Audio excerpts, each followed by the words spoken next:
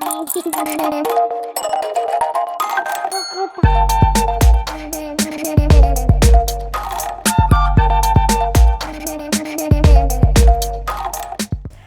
everyone, my name is Eva Harden and I'm happy to see you in my new video.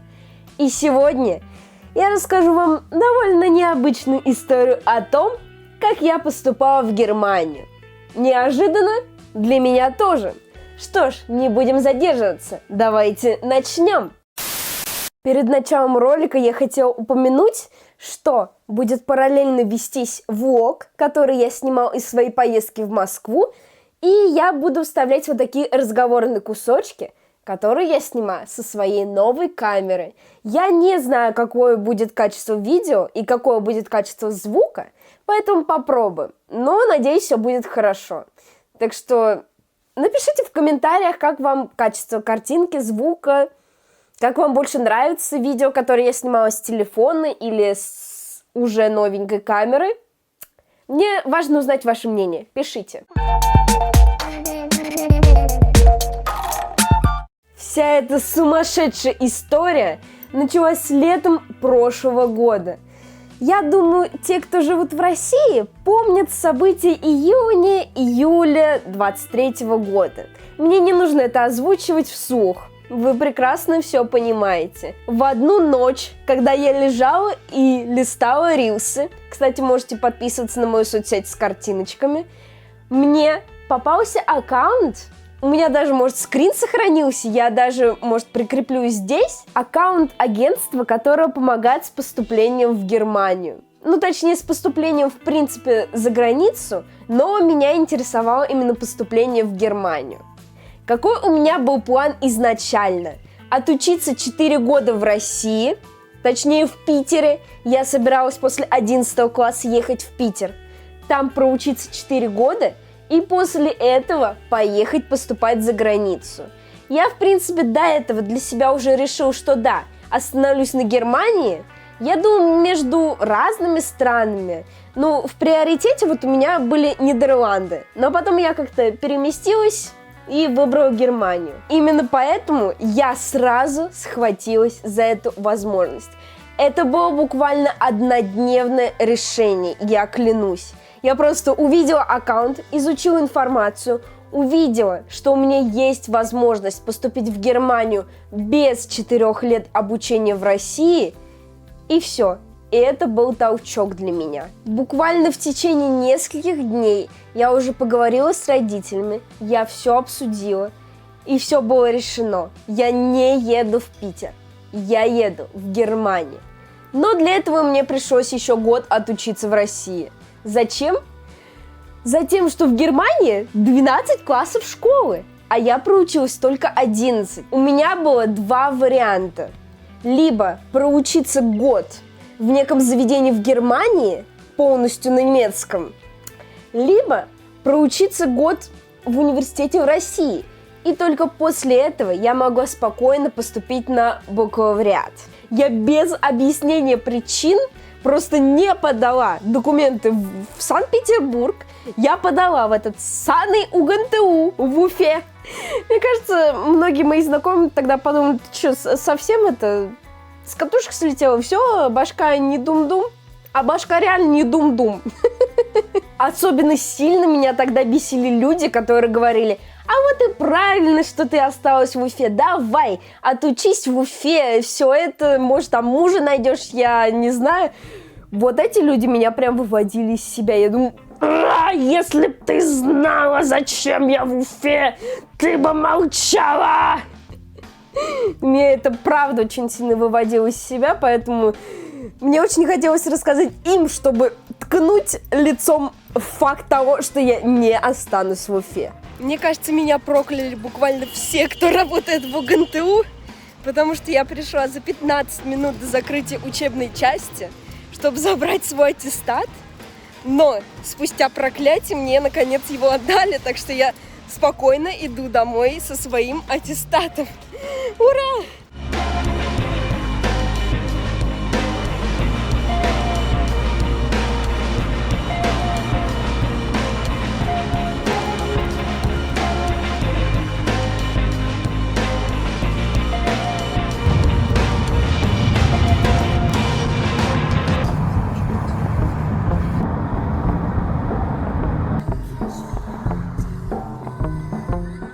меня при регистрации на рейс спросили, как ваше самочувствие, я зависла, но ответила. А когда спросили, в положении ли я на секунду зависла тоже.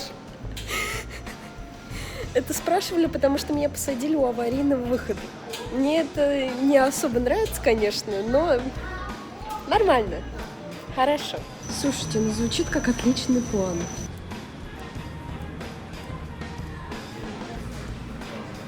Вот эта финтифлюшка стоит 110 рублей.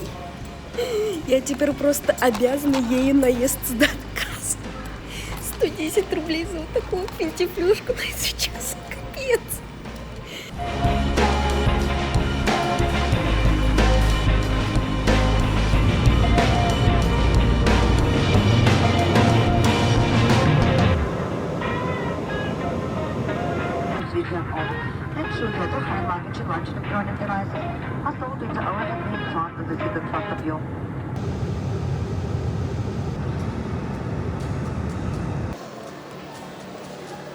У меня в голове короткое замыкание. Я, видимо, еще не проснулась, хотя я не спала. Или что? Я не понимаю, я теряюсь просто на ровном месте. Сейчас я пытаюсь найти Аэроэкспресс, откуда отходит. Надеюсь, не потеряюсь.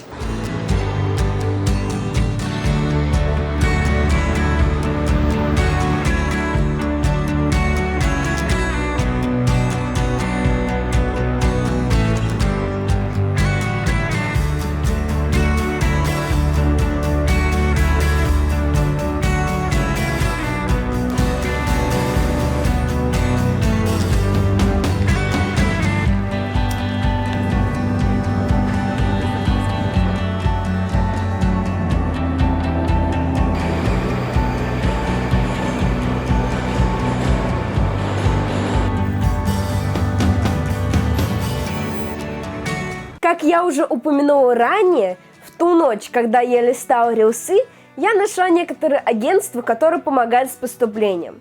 Впрочем, туда мы и обратились. Мы обратились к консультантке, кураторше, я не знаю, как корректно назвать, к девушке, которая, в принципе, нас вела, нам помогала поступить. Мы собирали кучу документов, в том числе и в УГНТУ, который замучил меня с этими документами. Чего только стоит мотивационное письмо, за которым меня гоняли целую неделю. В итоге я забила на всех этих челиков в УГНТУ и отправила просто свой сфотошопленный вариант. Но я отправила не в универ, в который поступила, так что все, никаких махинаций. Я просто сфотошопила, типа, заголовок, вот эту, как бы, шапочку УГНТУ, потому что мне никто не хотел давать письмо на официальном документе. Так что пофиг. Да, забыли. В том числе для поступления мне нужен был сертификат о знании моего языка, так как я собиралась подавать на специальность, на которую обучаешься на английском, потому что я не знаю немецкого. Мне нужен сертификат знания английского. И ради этого тогда я ездила в Астану. Не могла никому об этом рассказать, но теперь рассказываю. Поэтому вы можете посмотреть первую и вторую часть моего влога из Астаны снова, чтобы освежить память об этой веселенькой поездке. Говоря о специальностях, нашим главным критерием было обучение на английском, потому что немецкий я не гугу. И с этим была сложность, потому что в России, что в Германии трудности с гуманитарными специальностями. Очень трудно было найти хоть что-то, в чем я бы немножко шарила, и что было бы бесплатным. В итоге я не поступила на бесплатно. Мы выбрали 6 университетов, среди которых только 2 были бесплатных, остальные 4 платные. И, конечно же, мне больше всех понравился платный. Но это я, да. Потому что в бесплатных были, какие-то не очень прикольные специальности. Я уже даже не помню, какие. Вроде бизнес-менеджмент. А вспоминая мою сессию зимнюю с экономикой, нет. Guys, no, that's not for me. Definitely not for me. В итоге мы успели податься только в 2 университета из 6. И один из них был тот, в который я хотела попасть больше всего. И я в него поступила! Я поступила в этот универ. Пожалуйста, посмотрите далее мою реакцию, потому что это что-то невозможное.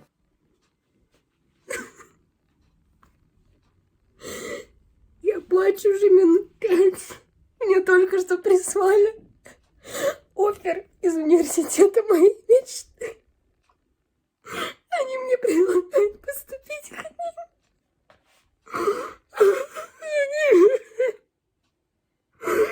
ним. Ну и вот так я поступила в SRH University of Applied Sciences. Хотя пару дней назад они мне прислали письмо, что они переименуются просто в SRH University. Но я буду учиться в берлинском кампусе Berlin University of Applied Sciences. Но я надеюсь, что буду учиться, потому что об этом чуточку позже. Google Maps и Дубльгиз отказываются со мной сотрудничать, поэтому иду в большей степени на ощупь. Я надеюсь, я не потеряюсь. Но если что, на улице придется до 9 утра потусоваться, я хз. Потому что мне в посольство идти типа к 9 утра. А если я не найду хостел, это будет смешно. Потому что знакомых в Москве у меня нет. Весело. Я в своем номере, это уже весь номер, типа все.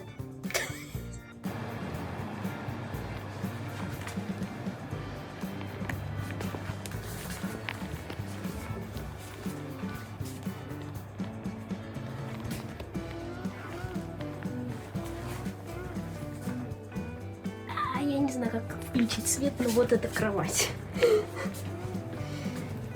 И это все.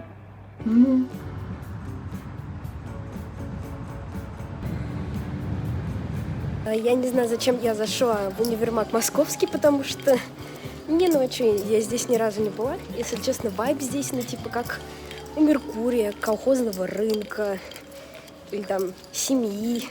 Ну хотя поколхознее, чем семья. Ну, нормально.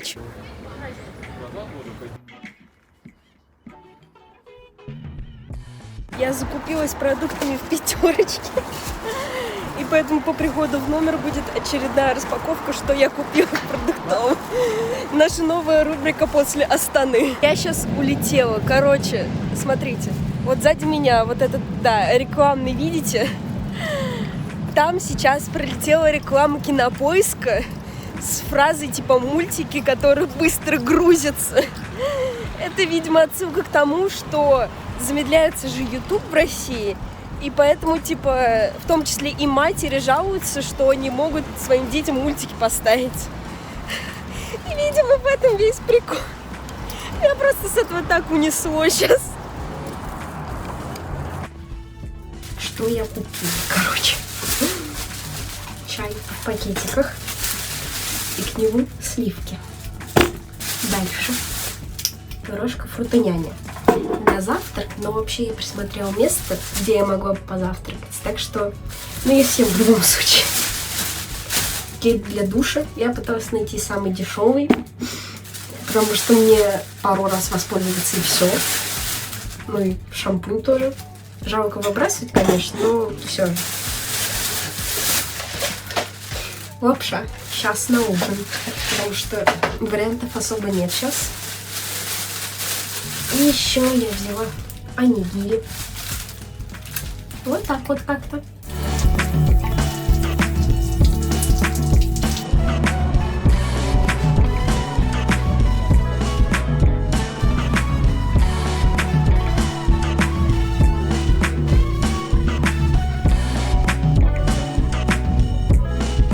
Для этого университета я подавала документы, и также одним из его этапов было интервью. Меня позвали на интервью. Я думала, это будет что-то типа тет-а-тет разговор. Я чуть не умерла от этих мыслей, но оказалось, что его нужно просто записать. И это был полный кринж, честное слово. Там был какой-то вопрос про рекламу. Кстати, я не упомянула, поступила я в этот университет на специальность Advertisement and Brand Design. Что там реклама и бренд-дизайн, короче. Ну, примерно то же, на чем я училась в УГНТУ. И там были вопросы по рекламе.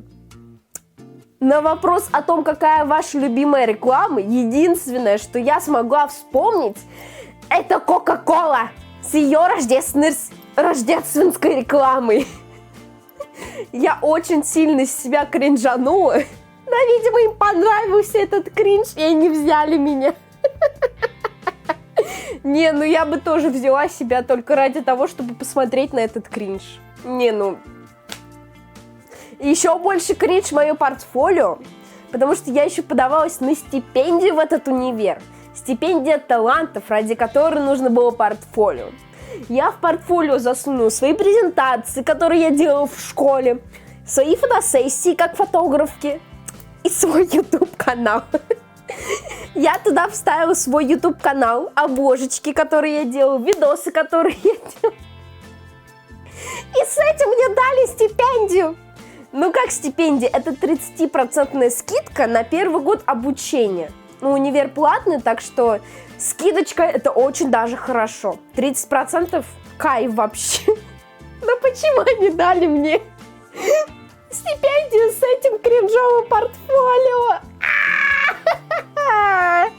Я умираю. Мы могли бы, конечно, продолжить поступление и в остальные 4 универа, но в итоге, да, мы остановились на том, в который я больше всего хотела. Я одобрила свое приглашение, ну как-то подтвердила, что да, я к вам еду, вообще супер. И все. Типа, официально я считаюсь студенткой этого университета. Кайф!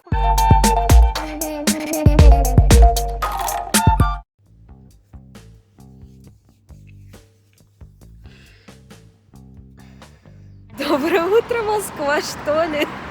Я не знаю.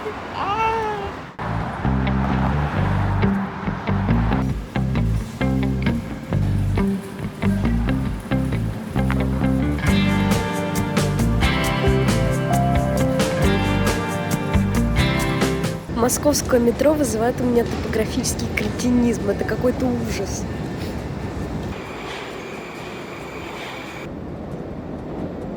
Отдельным испытанием является поиск жилья, потому что в Германии, а точнее в Берлине, очень дорогая аренда, особенно в центре. Можно просто разориться чисто на жилье. Поэтому важной задачей было найти общежитие. А в моем университете своего общежития нет, потому что университет мой частный, а не государственный. Поэтому пришлось искать также частное общежитие. И мы нашли. Постарались найти самое дешевое. В итоге, если переводить на российские цены, чего я делать не буду, все равно выходит очень-очень дорого. Но главное, что у меня есть где поспать. Главное в Берлине, главное не в Уфе, не в России. Это уже очень круто. Простите, я в отчаянии, но это лучшее, что мы могли найти по более-менее недорогой цене, потому что снимать квартиру это просто сразу нет, это реально просто не вывести. И поэтому общежитие по более-менее адекватной цене. Конечно, до универа от него добираться час с чем-то на общественном транспорте, но это лучше, чем ничего. Это очень хорошо, это очень лучше, чем ничего.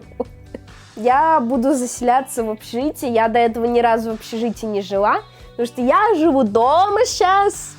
Пока я учусь в ГНТУ, я живу дома. Так что получу свой первый experience общежития. И слава богу, не в России. Потому что российское общежитие я бы не пережила. Да.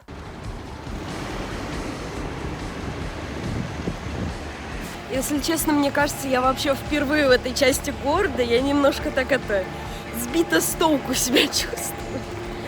Но нормально, не потерялась, я иду прямо к месту назначения.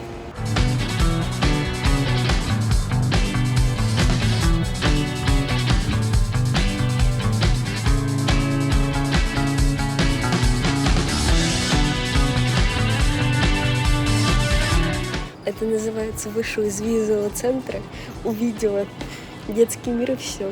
И все, женщина потерялась. Если что, я в детском мире ничего не купила. Точнее, себе ничего не купила, но купила детскую одежду для своей сестры. Так что ничего криминального.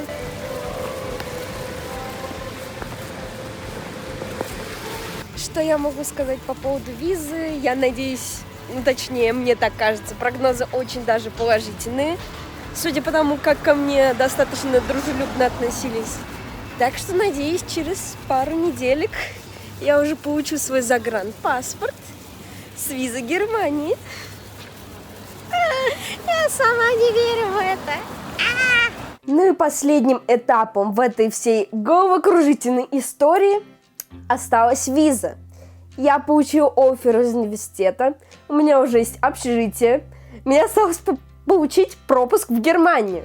И для этого я поехала в Москву. Поехала в визовый центр Германии, чтобы отдать свои накопленные документы, с трудом вырванные в УГНТУ. И не только в УГНТУ.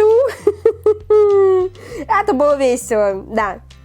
Я отдала все эти документики, и теперь мы ждем ответа по визе. Надеюсь, мне так кажется, прогнозы положительные. В принципе, очень высокая вероятность того, что я получу эту визу. Если вы смотрите этот влог, скорее всего, новости действительно положительные. И вот уже скоро выйдет влог из Берлина. Я очень надеюсь. Я надеюсь, не выйдет влога, где я плачу, потому что мне, тьфу-тьфу-тьфу, не дай бог, не дали визу. Тьфу-тьфу-тьфу. Мне дадут визу, все будет хорошо, и новые ролики я уже буду выпускать из общаги. Сумасшествие, ну да. Я сейчас не поняла прикол, потому что вчера я оплачивала картой тройка. Я помню, было 70 с чем-то, сейчас я оплатила 57. Простите, а почему? А что происходит?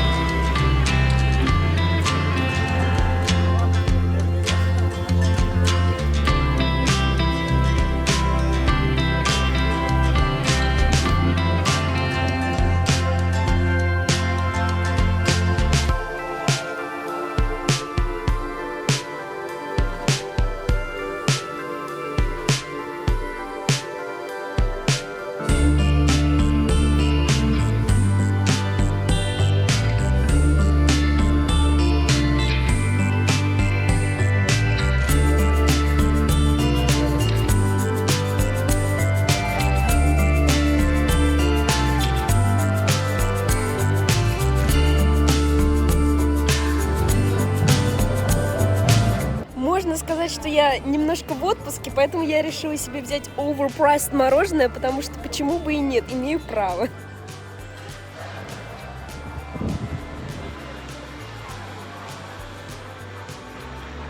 Если вы узнаете эту улицу, то поздравляю, вы в том же болоте, что и я. А если нет, то это та самая улица, где снимаются большинство кей-поп дэнс каверов в Москве. И, наверное, по России тоже. Та самая известная улица с теми фонариками. И здесь когда-то снималась Нова из Эксин. До того, как стать участницей группы, она была участницей кавер-дэнс команды. И она здесь снималась, и я сейчас здесь стою. Легендарная улица, боже. Простите, очень сильно хихикаю. Привет.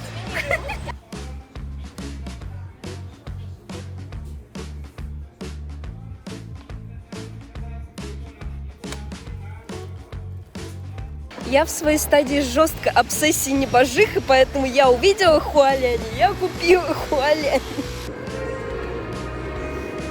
Я хотела зайти в туалет в ГУМе, но, извините, 200 рублей запасикать — это перебор.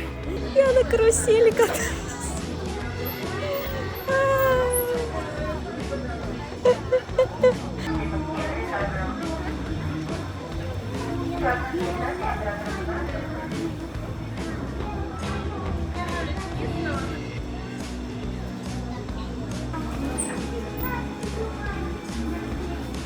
Вот на этой карусели я сейчас бесплатно покаталась. Кайф! Мне пришлось сказать, что я 2006 года рождения, что у меня день рождения в ноябре, чтобы мне не было 18 и чтобы мне разрешили посидеть на лошадке. Обман века, честно. Зато я бесплатно покаталась на карусели.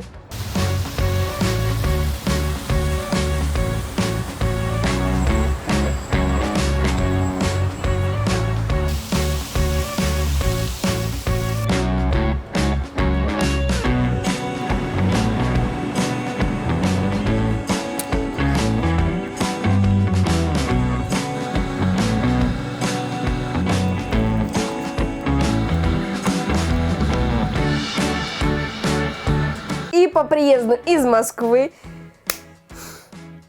Я отчислилась из УГНТУ! это повод праздновать, это просто. Хотя почему-то я снимаю это видео в первых числах сентября. Мое имя все еще типа числится в списках группы. И даже я ни из каких групп универа не вышел, мне просто прикольненько наблюдать за всем этим. И я даже состою в списках тех, у кого, типа, задолжена оплата за третий триместр. Я отчислилась, но у меня задолженность. В чем мем? В чем мем? Не, ну, 16 сентября выходит приказ об отчислении тех, кто задолжал оплату. Так что, если они меня до сих пор не отчислили, то, надеюсь, хотя бы 16-го отчислят. Я очень на это не надеюсь, потому что я больше не собираюсь в ГНТУ вообще приходить. Типа, не трогайте меня, я к вам больше не приближусь.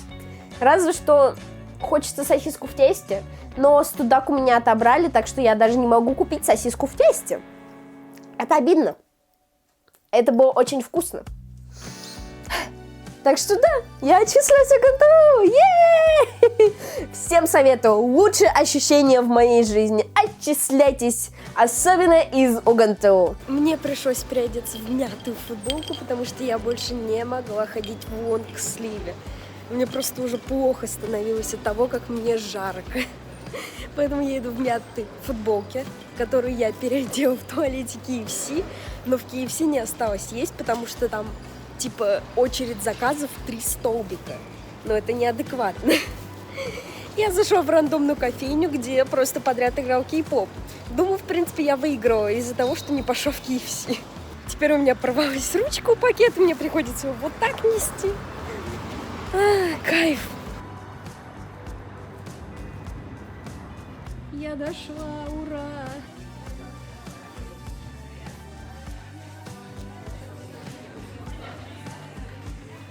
Короче, у меня сломался штатив, я понятия не имею как, но у него отпадает одна из палочек, на которых он стоит. Но я закупила в Star Store. Мини-обзор, потому что, да, значит, тут у меня конвертик, карточка с Чанбином и Хёнджином. Дальше доллар с Еджи. Это же Еджи, да? Все, у меня уже котелок не варит. Дальше. Карточки с Банчаном и Чанбином. И еще 2 карточки. С Шухуа моей подруги, с Дженни и Лисой мне. И альбомчик, сольный альбом Джихё, на который будет распаковка, я надеюсь, скоро. Может, она выйдет даже раньше этого видео, я не знаю. Посмотрим. Ну, вот так я и закупилась.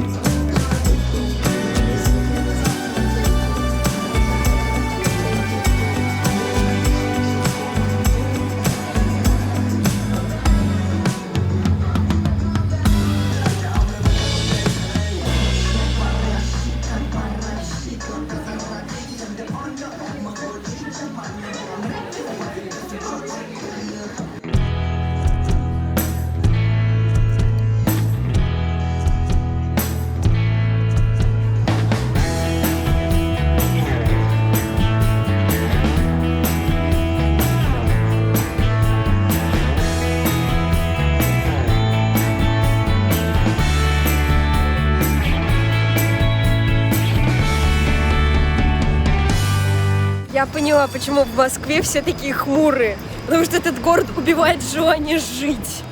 Я была в Питере, и Питер мне прям по кайфу. Вот просто вайб там, вот это прям мое. А Москва, ты здесь бежишь, ты не можешь просто медленно идти, ты бежишь, пытаешься успеть все за эту жизнь, ничего не успеваешь. Ужас!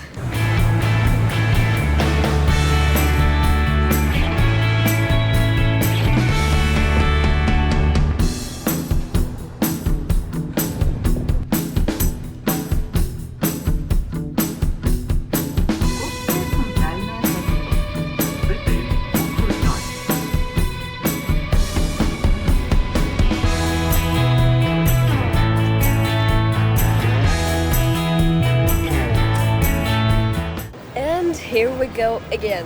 Шереметьево. Как и было на моем пути в Астану. Воспоминания. Я решила пройти онлайн-регистрацию. Я осталась без билетика, но хотя бы мне больше не нужно стоять в огромной очереди. Кайф, прошла онлайн-регистрацию, простояла этот ад досмотра. Я наконец могу выйти к моему гейт. Сколько бы я ни летала, сколько бы времени не прошло, я продолжу всегда удивляться аэропортным ценам. 300 рублей за пончик? Серьезно?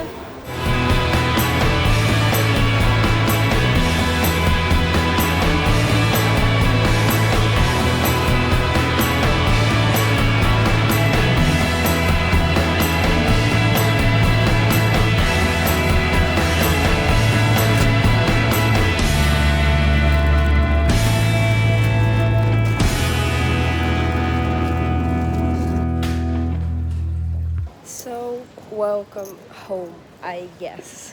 В Москве я ходила в одной футболке. Здесь мне даже в Кожанке холодно, мне не нравится. Ну а на этом моменте нам пришла пора прощаться. Вы обязательно увидите вторую часть этого влога.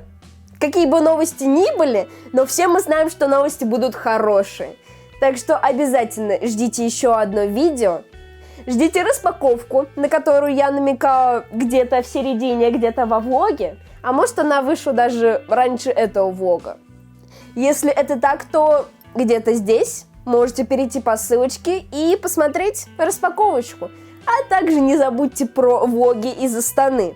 Пересмотреть их будет не лишним. Не забывайте, пожалуйста, ставить лайки на это видео, подписываться на этот канал, комментировать это видео. Что хотите, пишите. Вообще свободное пространство. И нажимайте на колокольчик, чтобы не пропускать уведомления. So, Eva Hardam was with you. Thank you for watching this video. Thank you for being with me this crazy year. And I hope to see you from another place next time. Bye bye! Thank you.